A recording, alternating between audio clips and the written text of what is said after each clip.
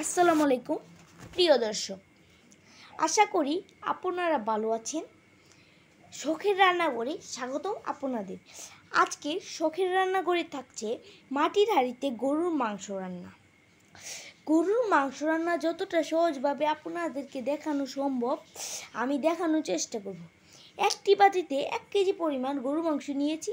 মাংসটাকে একটু ছোটো আকারে কেটে নিয়েছি।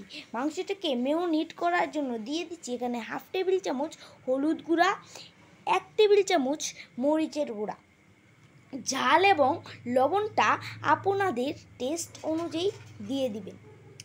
1 টেবিল চামচ দিয়ে দিচ্ছি ধনিয়া গুঁড়া, 1 চা চামচ দিয়ে দিচ্ছি ভাজা জিরার গুঁড়া, 1 চা চামচ দিয়ে দিচ্ছি আদা বাটা।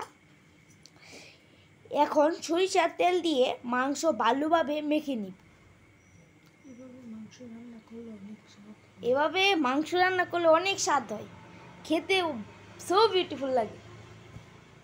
তারপর দিয়ে দিব পেঁয়াজ ও রসুন কুচি দিয়ে আবারও একসাথে মেখে নিব।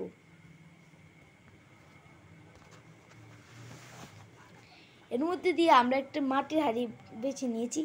এখন মাটির হাঁড়িতে সবগুলো মাংস একসাথে দিয়ে দিচ্ছি। একসাথে দেওয়া হয়ে গেলে এখন 5 থেকে 6টা এলাচ দিয়ে দিব, কয়েকটি দারুচিনি ও কয়েকটি তেজপাতা দিয়ে দিব। দেওয়া শেষ হয়ে গেলে আবার একটু 2 টেবিল চামচ সরিষার তেল দিয়ে দিব।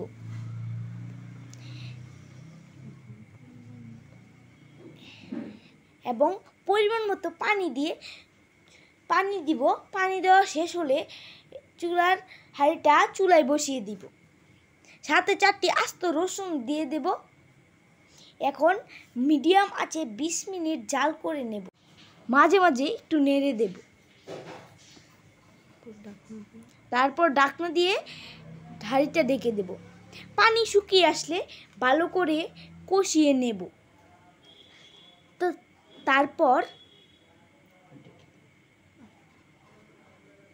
তারপর কয়েকটি আলু দিয়ে আরও 10 মিনিট কষিয়ে নিব।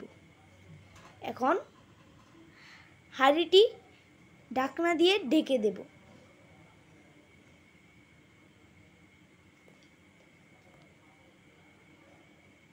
বসানো হয়ে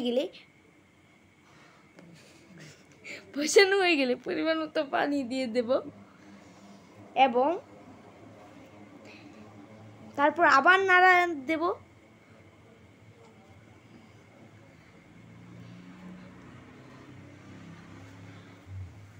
এখন ঢাকনা দিয়ে হাঁড়িটি ঢেকে নেব।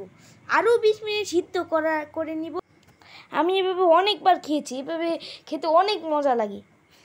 এটি আপনারা বাসাতে রান্না করে টেস্ট করে দেখবেন, খুবই মজা। আপনাদের ছেলে মেয়ে খেয়ে বলবে, বারবার বলবে, আম্মু এটা আমাকে বারবার বানিয়ে দাও, এটা চাই আমাদের। এই তরকারিটা খুবই ভালো। এই তো তৈরি হয়ে গেল আমার মাটির হাঁড়িতে রান্না করা গরুর মাংস।